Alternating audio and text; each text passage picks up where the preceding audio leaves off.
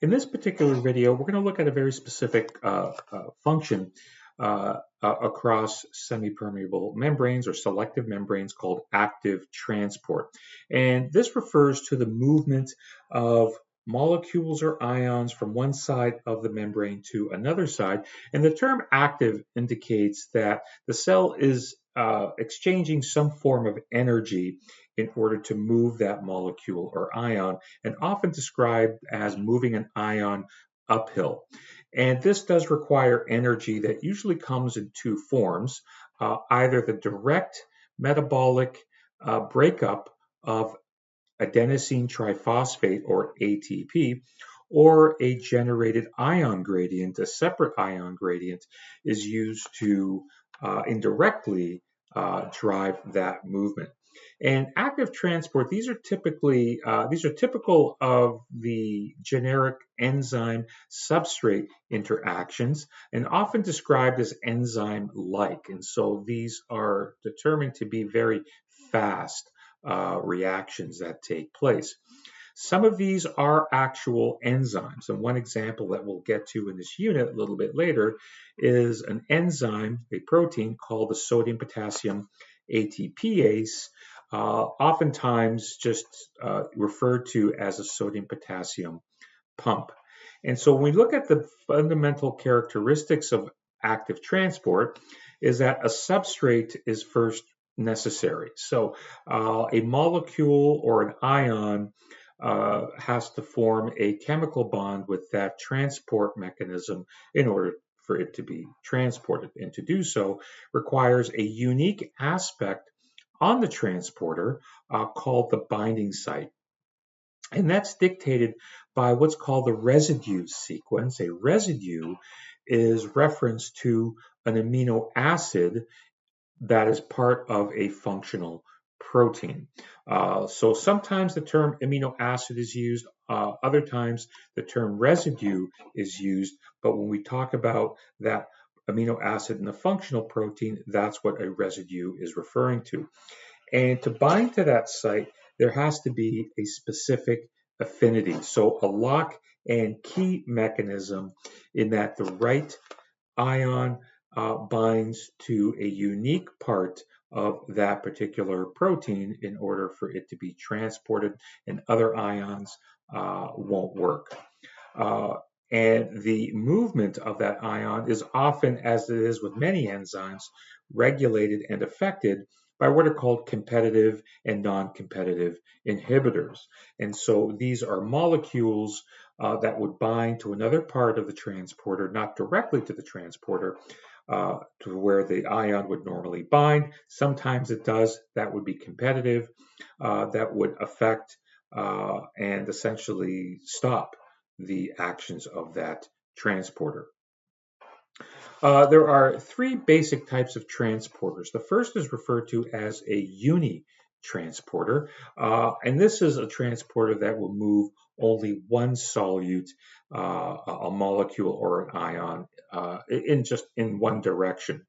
A symporter is a co-transporter that transports one solute or one molecule, and that transport is coupled to the transport of a second ion or a second molecule in the same direction.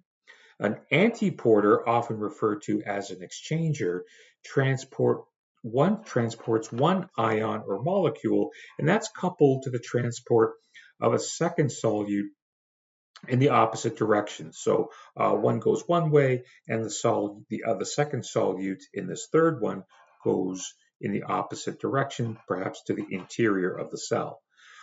Primary active transport is specifically referring to the direct harnessing of chemical energy in the form of ATP. And so ATP binds directly to the transporter and is used to move that ion. And once again, this is uphill, or in other words, the ion is moved against and not with its concentration gradient. And so the ion is moved from a lower concentration region, perhaps inside the cell, to the higher concentration region of that ion perhaps outside the cell. And the sodium-potassium ATPase is one that uses primary active transport. Secondary active transport, it's still active transport in that ATP, adenosine triphosphate, which is cellular currency, is expended, but not in direct coupling with that transporter. It's indirectly involved. And so the expenditure of ATP indirectly will set up that electrochemical gradient energy to move ions. One such example of an ATP-driven pump is called SERCA, and the SERCA, which I'll define here shortly, is considered a P-type of pump.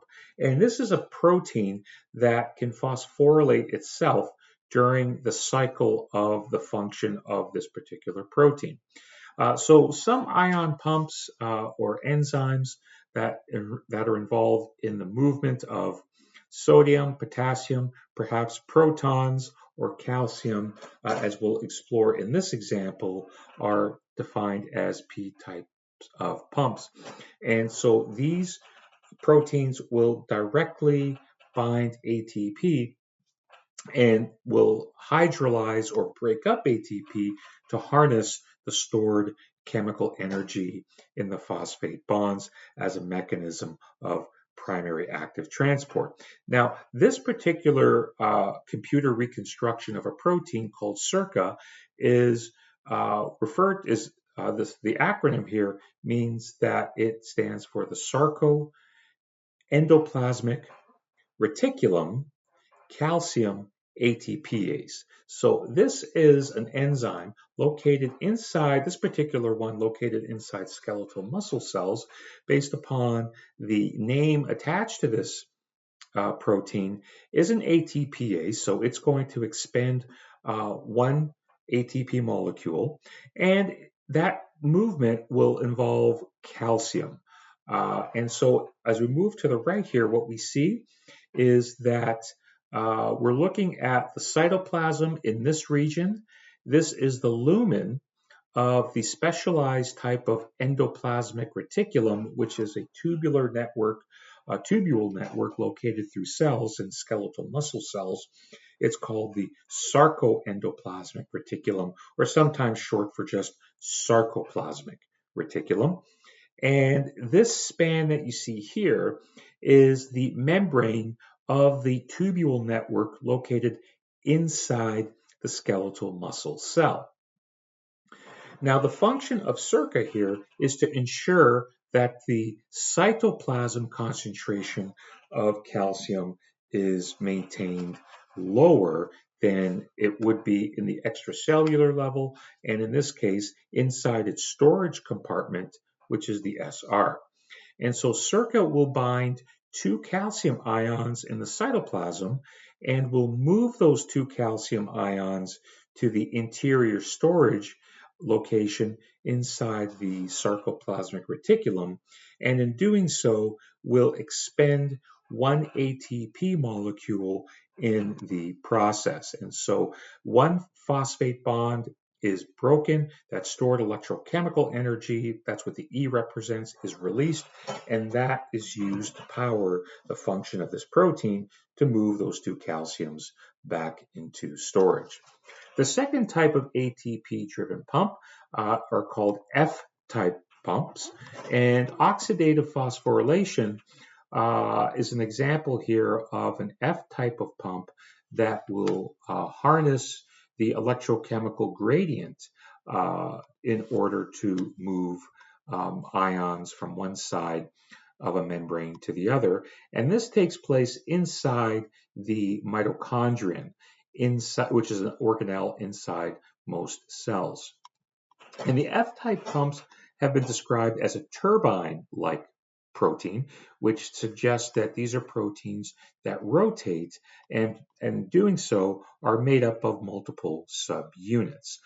Bacteria within the plasma membrane contain F-types of pumps, but in this example, we're looking at the inner membrane of the mitochondrion. So the mitochondrion is structurally defined by having two uh, phospholipid bilayer membranes, an exterior membrane, and an interior membrane that is embedded with a range of proteins.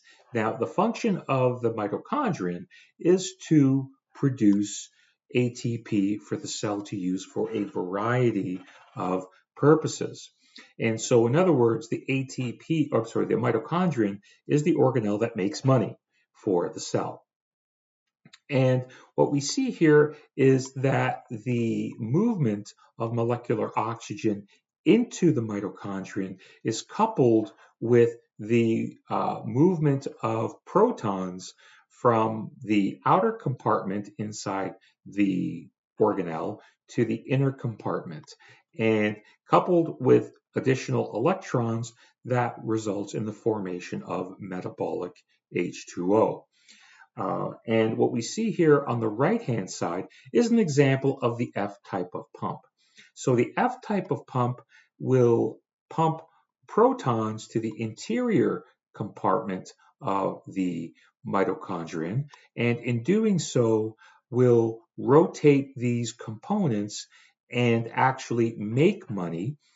It will take ADP, it will form a phosphate bond with an inorganic phosphate molecule and make ATP, which is used for a variety of purposes of the cell, which is the opposite direction we saw on slide 15 with the P type of pump. So this ends this video on active transport and pumps.